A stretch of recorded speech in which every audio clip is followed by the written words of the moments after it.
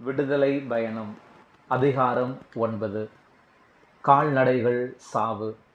மீண்டும் ஆண்டவர் மோசேயை நோக்கி பின்வருமாறு கூறினார். நீ பார்வோனிடம் சென்று அவனிடம் சொல், எபிரெயரின் கடவுளாகிய ஆண்டவர் கூறுவது இதுவே: எனக்கு வழிபாடு செலுத்துவதற்காக என் மக்களை போகவிடு. நீ அவர்களை போகவிடாமல் இன்னும் தடை செய்தால், நாட்டிலுள்ள குதிரைகள், கழுதைகள், ஒட்டகங்கள், எருதுகள், ஆடுகள் ஆகிய உன் கால்நடைகள் மேல் கடவுளின் கைவன்மை மிக கொடிய கொள்ளை நோயை கொண்டு வரும். ஆண்டவரும் இஸ்ரேலரின் கால்நடைகளுக்கும் எகிப்தியரின் கால்நடைகளுக்கும் இடையே வேறுபாடு காட்டுவார். எனவே இஸ்ரேல் மக்களுக்குரியவை அனைத்திலும் எவையுமே மடிந்து போகா. நாளைக்கு ஆண்டவர் இதனை இந்நாட்டில் செயல்படுத்தப் போகிறார் என்று கூறி ஆண்டவரே ஒரு நேரத்தையும் குறித்துவிட்டார். அதன்படி எகிப்தியரின் கால்நடைகள் எல்லாம் மடிந்தன. இஸ்ரேல் மக்களின் கால்நடைகளுள் எதுவுமே சாகவில்லை. பார்வோன் ஆள் அனுப்பி விசாரித்தான். இஸ்ரேலரின் கால்நடைகளுள் ஒன்று கூட சாகவில்லை. ஆயினும் பார்வோனின் மனம் கடினப்பட்டது. மக்களை அவன் போகவிடவில்லை. கொப்புளங்கள்.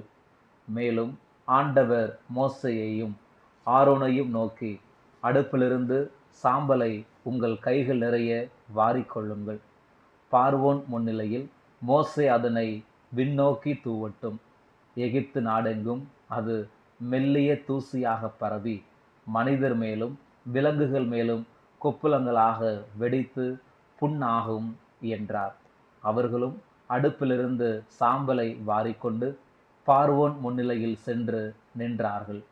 மோசே விண்ணோக்கி அதனை தூவினார். மனிதர் மேலும் விலங்குகள் மேலும் அது வெடித்து புண்ணாகக்கூடிய கொப்புளங்களாக மாறிற்று.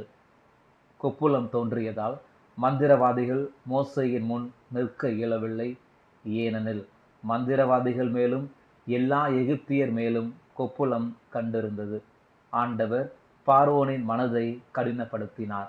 ஆண்டவர் மோசேக்கு அறிவித்தபடியே அவர்களுக்கு அவன் செவிசாய்க்கவில்லை. கல்மலை. மீண்டும் ஆண்டவர் மோசேயிடம் பின்வருமாறு கூறினார். வைகரையில் எழுந்து பார்வோன் முன்னிலையில் வந்து நின்று அவனை நோக்கி சொல், எபிரெயரின் கடவுளான ஆண்டவர் சொல்வது இதுவே: எனக்கு வழிபாடு செய்வதற்காக என் மக்களை போகவிடு. இல்லையெனில் இம்முறை கொள்ளை நோய்களை எல்லாம் உன் மேலும் உன் அலுவலர் மேலும் உன் குடிமக்கள் மேலும் நானே ஏவி விடுவேன். இந்த நாடெங்கும் எனக்கு நிகர் யாருமே இல்லை என்பதை இதனால் நீ அறிந்து கொள்வாய். என் கையை ஓங்கி உன்னையும் உன் குடிமக்களையும் கொள்ளை நோய்களால் இதற்குள் தாக்கியிருப்பேன். நீயும் இந்நாட்டிலிருந்து ஒளிந்திருப்பாய். எனினும் என் வல்லமையை காட்டவும் என் பெயரை நாடெங்கும் அறிக்கையிடவுமே நான் உன்னை நிலைக்கச் செய்தேன். நீயோ என் மக்களை போகவிடாத அளவுக்கு இன்னும் தலை தூக்கி நிற்கின்றாய். எகிப்து நிறுவப்பட்டது தொடங்கி இன்று வரை அங்கே இருந்திராத அளவுக்கு மிக கொடிய கல்மழையை நாளை இந்நேரத்தில் பெய்யச் செய்வேன். எனவே உன் கால்நடைகளையும் வயல்வெளியில் உனக்குரிய எல்லாவற்றையும் பாதுகாப்பான இடத்தில் தஞ்சம் புக செய்ய இப்போதே ஆள் அனுப்பிவிடு. வீட்டிற்கு கொண்டு போய் சேர்க்கப்படாமல் வயல்வெளியில் விடப்பட்ட மனிதர் அனைவர் மேலும் விலங்குகள் அனைத்தின் மேலும் கல்மழை பெய்ய எல்லாரும் மடிவர். பார்வோனின் அலுவலருள் ஆண்டவரின் வார்த்தையை மதித்தவர் தம் அடிமைகளையும் தம் கால்நடைகளையும் வீடுகளுக்குள் ஓட்டிவிட்டனர். ஆண்டவரின் வார்த்தையை மதிக்காதவர் தம் அடிமைகளையும் கால்நடைகளையும் வயல்வெளியில் விட்டுவிட்டனர். ஆண்டவர் மோசேயை நோக்கி, எகிப்து நாடெங்கும் எகிப்து நாட்டிலுள்ள மனிதர், விலங்குகள், வயல்வெளியில் உள்ள பயிர் பச்சை ஆகியவற்றின் மேல் கல்மழை பொழியுமாறு உன் கையை விண்ணோக்கி நீட்டு என்றார். மோசே தம் கோலை விண்ணோக்கி நீட்டவே ஆண்டவர் இடி முழக்கங்களையும் கல்மழையையும் அனுப்பினார்.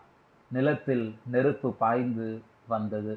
எகிப்து நாடெங்கும் கல்மழை பெய்வித்தார் ஆண்டவர். கல்மழை பெய்தது. ஒரு நாடாக எகிப்து உருவான காலந்தொடங்கி அந்நாள் வரை அங்கு இருந்திராத அளவு மிக கடுமையான கல்மழை பெய்ய அதனிடையே மின்னல் வெட்டி கொண்டிருந்தது. எகிப்து நாடு முழுவதிலும் மனிதர் முதல் விலங்கு வரை வயல்வெளியில் இருந்த அனைத்தையும் கல்மழை தாக்கியது. மேலும் வயல்வெளியின் பயிர் பச்சை யாவற்றையும் பாழ்படுத்தியது. வயல்வெளி மரங்கள் அனைத்தையும் முறித்தெறிந்தது. இஸ்ரேல் மக்கள் தங்கியிருந்த கோசேன் நிலப்பகுதியில் மட்டும் கல்மழை பெய்யவில்லை. பார்வோன் ஆள் அனுப்பி மோசேயையும் ஆரோனையும் வரவழைத்தான். அவன் அவர்களை நோக்கி, நான் இந்த முறை பாவம் செய்து விட்டேன். ஆண்டவரே நீதியுள்ளவர், நானும் என் மக்களுமே தீயவர்கள். எனவே ஆண்டவரிடம் மன்றாடுங்கள். இடி முழக்கங்களையும் கல்மழையையும் கடவுள் அனுப்பியது போதும். நான் உங்களை போக விடுவேன். இனிமேல் நீங்கள் தங்கவே வேண்டாம் என்றான். மோசே அவனை நோக்கி, நகருக்கு வெளியே போன பின் நான் ஆண்டவரை நோக்கி என் கைகளை எழுப்புவேன். இடி முழக்கங்கள் ஓய்ந்து போகும், கல்மழையும் நின்றுவிடும்.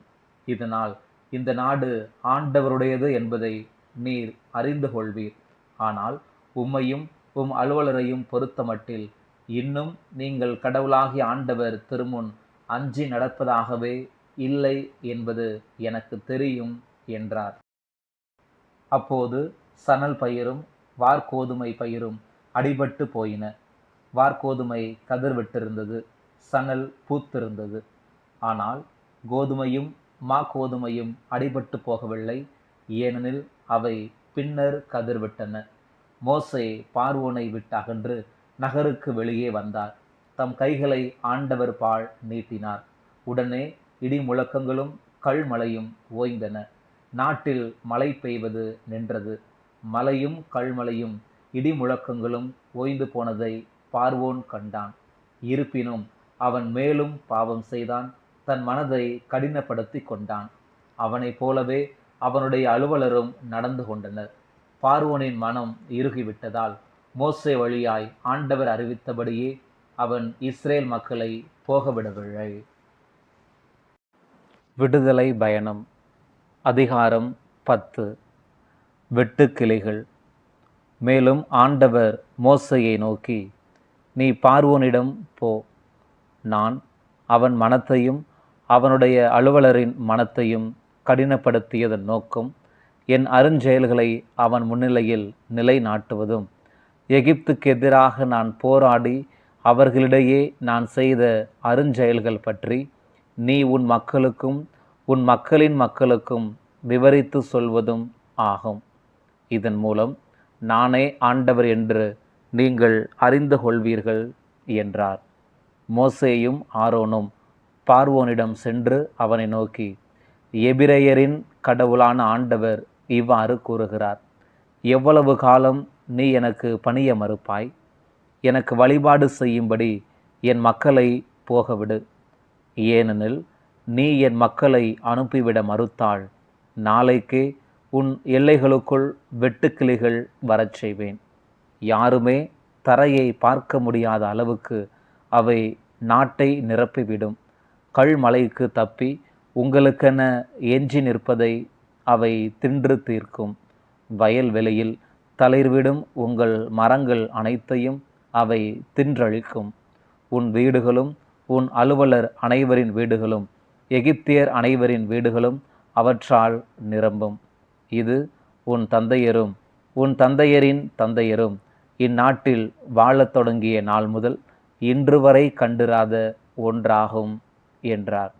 பின்னர் மோசே பார்வோனை விட்டகன்றார்.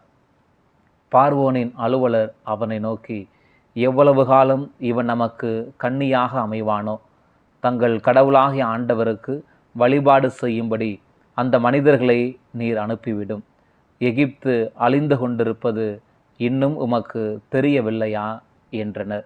மோசேயும் ஆரோனும் பார்வோனிடம் அழைத்து வரப்பட்டனர். அவன் அவர்களை நோக்கி, போங்கள், உங்கள் கடவுளாகிய ஆண்டவருக்கு வழிபாடு செய்யுங்கள். ஆனால் போக வேண்டியவர் யார் என்று கேட்டான். அதற்கு மோசே, எங்களிடையே உள்ள இளைஞரோடும் முதியவரோடும் நாங்கள் போவோம். எங்கள் புதல்வரோடும் புதல்வியரோடும் எங்கள் ஆட்டு மந்தையோடும் எங்கள் மாட்டு மந்தையோடும் நாங்கள் போவோம். ஏனெனில் இது எங்களுக்கு ஆண்டவரின் திருவிழா ஆகும் என்றார். பார்வோன் அவர்களை நோக்கி, உங்களை உங்கள் குழந்தைகளோடு நான் அனுப்பி வைத்தால் ஆண்டவரே உங்களை காக்க வேண்டும். பாருங்கள், உங்கள் முன் உள்ளது தீமையே, இதெல்லாம் வேண்டாம். உங்களுள் ஆண்கள் மட்டும் போய் ஆண்டவருக்கு வழிபாடு செய்யுங்கள். நீங்கள் விரும்பியதும் இதுவே என்றான். இதன்பின் பார்வோன் அவர்களை தன் முன்னிலையிலிருந்து துரத்திவிட்டான். ஆண்டவர் மோசையை நோக்கி, கல்மலைக்கு தப்பி நாட்டில் நிற்கும் எல்லா பயிர் பச்சைகளையும் தின்று தீர்க்க எகிப்து நாடெங்கும் வெட்டுக்கிளிகள் வரும்படியாக எகிப்து நாட்டின் மேல் உன் கையை நீட்டு என்றார். மோசே எகிப்து நாட்டின் மேல் தம் கோலை நீட்டவே ஆண்டவரும் அன்றைய பகல் இரவு முழுவதும் நாட்டில் கீழ்காற்று வீச செய்தார். காலையான போது கீழ்காற்று வெட்டுக்கிளிகளை கொண்டு வந்தது. மிக பெருந்திரளான வெட்டுக்கிளிகள் எகிப்து நாடெங்கும் வந்திறங்கி எகிப்தின் மூலை முடுக்கெல்லாம் பரவின. இதுபோன்று அதற்கு முன்போ பின்போ இருந்ததில்லை. அவை நாடெங்கும் நிரம்பிவிட்டதால் நாடே இருண்டு போயிற்று. கல்மலைக்கு தப்பி நாட்டில் நின்றிருந்த பயிர் பச்சை முழுவதையும் மரத்தின் பழங்கள் அனைத்தையும் அவை தின்றுவிட்டன. எகிப்து நாடெங்கும் மரங்களிலும் வயல்வெளி பயிர்களிலும் பச்சையாக எதுவுமே விட்டு வைக்கப்படவில்லை. பார்வோன் மோசையையும் ஆரோனையும் அவசரமாக அழைத்து அவர்களை நோக்கி, உங்கள் கடவுளாகிய ஆண்டவருக்கு எதிராகவும் உங்களுக்கு எதிராகவும் தவறு செய்துவிட்டேன். இந்த ஒரு முறையும் என் பிழையை பொறுத்து கொண்டு இந்த சாவையும் என்னிடமிருந்து அகற்றிவிடும்படி உங்கள் கடவுளாகிய ஆண்டவரிடம் வேண்டிக் கொள்ளுங்கள் என்றான். மோசேயும் பார்வோனிடமிருந்து அகன்று ஆண்டவரிடம் மன்றாடினார். ஆண்டவரும் மிக வலுவான மேல் காற்று வீச செய்தார். அது வெட்டுக்கிளிகளை வாரிக்கொண்டு அவற்றை செங்கடலில் வீசி எறிந்தது. வெட்டுக்கிளிகளுள் ஒன்றை கூட அது எகிப்தின் எல்லைகளுக்குள் விட்டு வைக்கவில்லை. ஆண்டவர் பார்வோனின் மனம் இறுகி போக செய்தார். அவனும் இஸ்ரேல் மக்களை போகவிடவில்லை. காரிருள். மீண்டும் ஆண்டவர் மோசையிடம், எகிப்தி நாட்டின் மேல் இருள் ஏற்படவும் இருளில் அவர்கள் தடுமாறவும் உன் கையை விண்ணோக்கி நீட்டு என்றார். மோசே விண்ணை நோக்கி தம் கையை நீட்டினார். 3 நாட்களாக எகிப்து நாட்டை காரிருள் கவ்வி இருந்தது. 3 நாட்களாக ஒருவரை ஒருவர் பார்க்க முடியவில்லை. தான் அமர்ந்திருந்த இடத்திலிருந்து எவனும் எழும்பவும் இல்லை. மாறாக இஸ்ரேல் மக்கள் அனைவருக்கும் அவர்களுடைய உறைவிடங்களில் வெளிச்சம் இருந்தது. பார்வோன் மோசையை வரவழைத்து, நீங்கள் போய் ஆண்டவருக்கு வழிபாடு செலுத்துங்கள். உங்கள் ஆட்டு மந்தையையும் மாட்டு மந்தையையும் மட்டும் விட்டு செல்லுங்கள். உங்களுடன் உங்கள் குழந்தைகளும் கூட போகலாம் என்று சொன்னான். அதற்கு மோசே, எங்கள் கடவுளாகிய ஆண்டவருக்கு நாங்கள் செலுத்துவதற்கான பலிகளையும் எரிபலிகளையும் எங்கள் கையில் விட்டுவிடும். எங்கள் கால்நடைகள் எங்களோடு வர வேண்டும். ஒன்று கூட இங்கே தங்கள் ஆகாது. எங்கள் கடவுளாகிய ஆண்டவருக்கு வழிபாடு செலுத்த தேவையானதை நாங்கள் அவற்றிலிருந்து எடுத்துக்கொள்வோம். ஆண்டவருக்கு எப்படி வழிபாடு செலுத்துவோம் என்று நாங்கள் அங்கு செல்லும் வரை எங்களுக்கே தெரியாது என்றார். ஆண்டவர் பார்வோனின் மகனும் இறுகி போக செய்ததால் அவன் அவர்களை போகவிட விரும்பவில்லை. பார்வோன் மோசையை நோக்கி, என்னிடமிருந்து போய்விடு. இனிமேல் நீ என் முகத்தில் விழிக்காதபடி பார்த்துக்கொள். ஏனெனில் என் முகத்தில் விழிக்கும் நாளில் நீ சாவாய் என்றான். அதற்கு மோசே, நீ கூறியதற்கேற்ப நான் இனிமேல் உன் முகத்தில் விழிக்கப் போவதில்லை என்றார். விடுதலை பயணம். அதிகாரம் 11. தலைமகன் சாவு முன் அறிவிப்பு. மேலும் ஆண்டவர் மோசையை நோக்கி, பார்வோன் மேலும் எகிப்தின் மேலும் இன்னும் ஒரு கொள்ளை நோய் வரச் செய்வேன். அவன் உங்களை போக விடுவதோடு இங்கிருந்து உங்களை முற்றிலும் துரத்தி விரட்டியும் விடுவான். எனவே மக்கள் கேட்கும்படி அறிவியுங்கள். ஒவ்வொருவனும் தன் தோழனிடமிருந்தும் ஒவ்வொருத்தியும் தன் தோழியிடமிருந்தும் வெள்ளி அணிகலன்களையும் தங்க அணிகலன்களையும் கேட்டு வாங்கிக் கொள்ளட்டும் என்றார். ஆண்டவர் எகிப்தியருக்கு இம்மக்கள் மேல் நல்லெண்ணம் உண்டாகச் செய்தார். மேலும் மோசே எகிப்து நாட்டில் பார்வோனின் அலுவலர் முன்பும் குடிமக்களின் முன்பும் மிக பெரியவராக திகழ்ந்தார். மோசே பின்வருமாறு அறிவித்தார். ஆண்டவர் கூறுவது இதுவே: நள்ளிரவு வேளையில் நான் எகிப்தின் நடுவே புறப்பட்டு செல்வேன். அப்போது எகிப்து நாட்டில் அரியணையில் வீற்றிருக்கும் பார்வோனின் தலைமகன் முதல் எந்திரக்கல்லில் மாவரைக்கும் அடிமை பெண்ணின் தலைமகன் வரை உள்ள முதற்பேறு அனைத்தும் விலங்குகளின் தலையீற்று அனைத்தும் இறந்துவிடும். இதுவரை இருந்திராததும் இனி இருக்கப் போகாததுமான பெரும் புலம்பல் எகிப்து நாடெங்கும் கேட்கும். இஸ்ரேல் மக்கள் எல்லாரையும் பொறுத்தமட்டில் அங்குள்ள மனிதர் முதல் விலங்குகள் வரை எவருக்குமே எதிராக எந்த நாயும் குறைக்காது.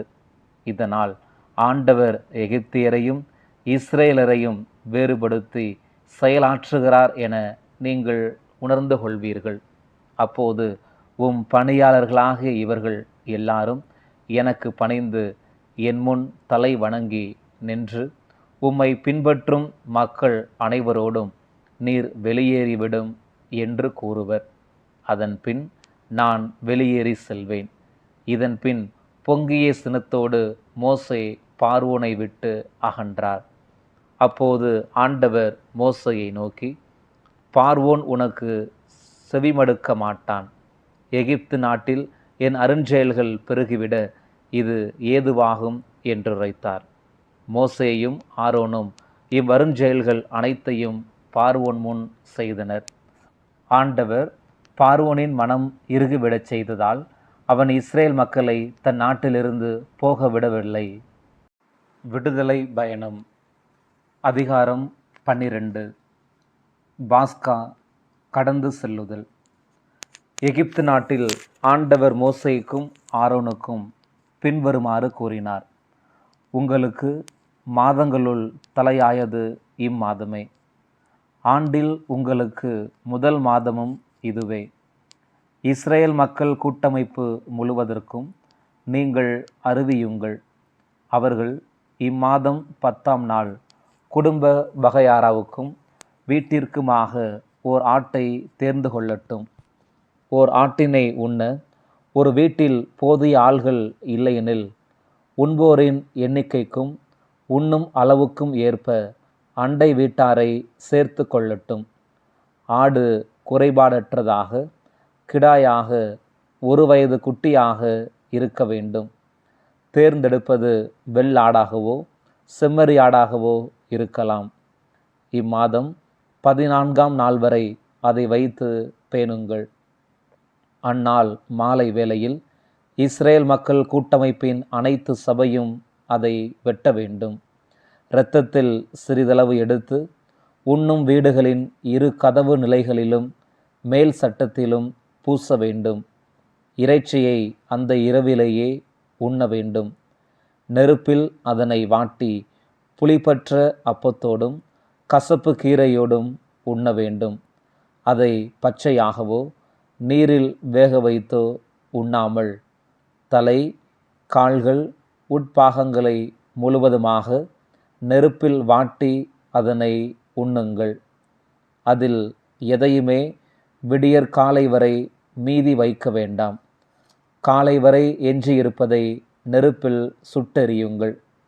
நீங்கள் அதனை உண்ணும் முறையாவது: இடையில் கச்சை கட்டி கால்களில் காலணி அணிந்து கையில் கோல் பிடித்து விரைவாக உண்ணுங்கள்.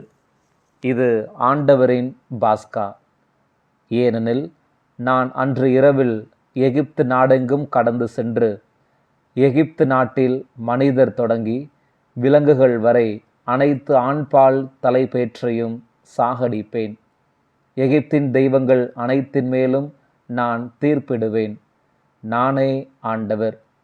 இரத்தம் நீங்கள் இருக்கும் வீடுகளில் உங்களுக்கு அடையாளமாக இருக்கும். நான் இரத்தத்தை கண்டு உங்களை கடந்து செல்வேன். எகிப்து நாட்டில் நான் அவர்களை சாகடிக்கும் போது கொல்லும் கொள்ளை நோய் எதுவும் உங்கள் மேல் வராது. புளிப்பற்ற அப்ப விழா. இந்நாள் உங்களுக்கு ஒரு நினைவு நாளாக விளங்கும். இதனை ஆண்டவரின் விழாவாக நீங்கள் தலைமுறைதோறும் கொண்டாடுங்கள். இந்த விழா உங்களுக்கு நிலையான நியமமாக இருப்பதாக. 7 நாள்களுக்கு புளிப்பற்ற அப்பங்களையே உண்ணுங்கள். முதல் நாளிலேயே புளித்த மாவை உங்கள் வீடுகளிலிருந்து அகற்றிவிடுங்கள். ஏனெனில் முதல் நாள் தொடங்கி 7ஆம் நாள் வரை புளித்த அப்பத்தை உண்பவன் இஸ்ரேலிலிருந்து விலக்கி வைக்கப்படுவான். முதல் நாளிலும் 7ஆம் நாளிலும் நீங்கள் புனித அவை கூடுவதற்கு அழையுங்கள். இந்நாள்களில் எவ்வேளையும் செய்ய வேண்டாம். ஒவ்வொருவரும் உண்ண தேவையானதை மட்டும் நீங்கள் தயார் செய்யலாம். புளிப்பற்ற அப்ப விழாவை நீங்கள் கொண்டாடி வர வேண்டும். ஏனெனில் இந்த நாளில்தான் உங்கள் படைத்திரளை நான் எகிப்து நாட்டிலிருந்து வெளியேறச் செய்தேன். நீங்கள் இந்நாளை தலைமுறைதோறும் கொண்டாடி நிலையான நியமமாக கொள்ளுங்கள். முதல் மாதத்தின் 14ஆம் நாள் மாலை தொடங்கி அம்மாதத்தின் 21ஆம் நாள் மாலை வரை புளிப்பற்ற அப்பம் உண்ணுங்கள். 7 நாள்களாக உங்கள் வீடுகளில் புளித்த மாவு காணப்படவே கூடாது. ஏனெனில் புளித்த அப்பத்தை உண்பவன் அந்நியன் ஆனாலும் நாட்டின் குடிமகன் ஆனாலும் இஸ்ரேல் மக்கள் கூட்டமைப்பிலிருந்து விலக்கி வைக்கப்படுவான். நீங்கள் புளித்த அப்பம் உண்ணாமல் உங்கள் உறைவிடங்கள் எல்லாவற்றிலும் புளிப்பற்ற அப்பத்தையே உண்ணுங்கள். முதல் பாஸ்கா. மோசே இஸ்ரேலின் பெரியோர்கள் அனைவரையும் அழைத்து அவர்களிடம் பின்வருமாறு கூறினார். நீங்கள் போய் உங்கள் குடும்பங்களுக்கு தேவையானபடி ஆட்டுக்குட்டியை தேர்ந்தெடுத்து கொண்டு பாஸ்கா ஆடாக பலியிடுங்கள். ஈசோப்பு கொத்தை எடுத்து கிண்ணத்தில் உள்ள இரத்தத்தில் அதை தோய்த்து நிலைக்கால்களின் மேற்சட்டத்திலும் 2 நிலைக்கால்களிலும் பூசுங்கள். காலை வரையிலும் தன் வீட்டின் கதவை தாண்டி உங்களுள் எவனும் வெளியே போகக்கூடாது. ஆண்டவர் எகிப்தை தாக்குமாறு கடந்து செல்கையில் நிலைக்கால்களின் மேற்சட்டத்திலும் 2 நிலைக்கால்களிலும் இரத்தத்தை கண்டு அக்கதவை கடந்து செல்வார். அழிப்பவன் உங்கள் வீடுகளில் புகுந்து தாக்குமாறு அவர் அனுமதிக்க மாட்டார். இவ்வார்த்தையை நீங்களும் உங்கள் பிள்ளைகளும் நிலையான நியமமாக கடைபிடியுங்கள். ஆண்டவர் வாக்களித்தபடியே அவர் உங்களுக்கு தரவிருக்கும் நாட்டிற்குள் நீங்கள் வந்து சேர்ந்த பின் இவ்வழிபாட்டை நீங்கள் நிகழ்த்தி வாருங்கள்.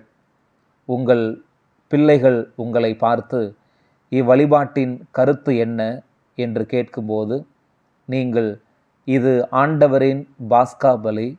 அவர் எகிப்தியரை சாகடித்த போது எகிப்தில் உள்ள இஸ்ரேல் மக்களின் வீடுகளை கடந்து சென்றார். இவ்வாறு நம் வீடுகளுக்கு அவர் மீட்பளித்தார் என கூறுங்கள். மக்களும் தலை வணங்கி தொழுதார்கள். இஸ்ரேல் மக்கள் போய் மோசேக்கும் ஆரோனுக்கும் ஆண்டவர் கட்டளையிட்டபடி செய்தார்கள். தலைமகன் சாவு.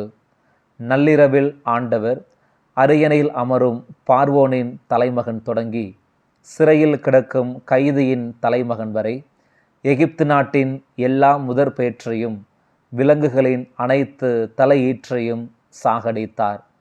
பார்வோனும் அவனுடைய அனைத்து பணியாளர்களும் எகிப்தியர் அனைவரும் விழித்தெழுந்தார்கள். எகிப்தில் பெரும் அழுகுரல் கேட்டது. ஏனெனில் இழவு இல்லாத வீடு எதுவுமே இல்லை. பார்வோன் மோசேயையும் ஆரோனையும் இரவிலேயே அழைத்து அவர்களிடம், நீங்களும் இஸ்ரேல் மக்களும் எழுந்து என் மக்களிடமிருந்து வெளியேறி செல்லுங்கள். போங்கள், நீங்கள் சொன்னபடியே ஆண்டவருக்கு வழிபாடு செய்யுங்கள். நீங்கள் கேட்டபடியே உங்கள் ஆட்டு மந்தையையும் உங்கள் மாட்டு மந்தையையும் ஓட்டிக்கொண்டு செல்லுங்கள். போய்விடுங்கள், எனக்கும் ஆசி கூறுங்கள் என்றான். நாட்டிலிருந்து விரைவில் போய்விடுமாறு எகிப்தியர் இஸ்ரேல் மக்களை துரிதப்படுத்தினர். எல்லாரும் மடிகிறோமே என்றனர். பிசைந்த மாவு புளிக்கு முன்னரே மக்கள் அதை எடுத்து மாவு பிசையும் பாத்திரங்களில் வைத்து தங்கள் போர்வைகளில் கட்டி தோளில் எடுத்து சென்றார்கள். இஸ்ரேல் மக்கள் மோசேயின் வார்த்தையின்படி செயல்பட்டார்கள். அவர்கள் எகிப்தியரிடமிருந்து பொன் வெள்ளி அணிகலன்களையும் போர்வைகளையும் கேட்டு வாங்கினார்கள். ஆண்டவர் எகிப்தியரின் பார்வையில் இம்மக்களுக்கு தயவு கிடைக்க செய்தமையால் அவர்களும் இவர்கள் கேட்டதை கொடுத்தார்கள். இவ்வாறு எகிப்தியரை இவர்கள் கொள்ளையிட்டார்கள். விடுதலை பயண தொடக்கம். இஸ்ரேல் மக்கள் ராம்சேஸிலிருந்து சுக்கோத்துக்கு இடம்பெயர்ந்து சென்றார்கள். இவர்களுள் குழந்தைகள் தவிர நடந்து செல்லக்கூடிய ஆடவர் மட்டும் ஏறத்தாழ 6,00,000 பேர் ஆவர்.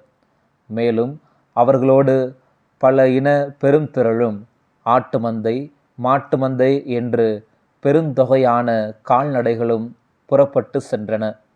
எகிப்திலிருந்து கொண்டு வந்த பிசைந்த மாவை கொண்டு அவர்கள் புளிப்பற்ற அப்பங்களை சுட்டார்கள். ஏனெனில் மாவு இன்னும் புளிக்காமல் இருந்தது. அவர்கள் எகிப்திலிருந்து துரத்தப்பட்டார்கள். சிறிதும் தாமதம் செய்ய இயலாமல் போனதால் தங்களுக்கென வழி உணவு தயாரித்து வைத்திருக்கவில்லை.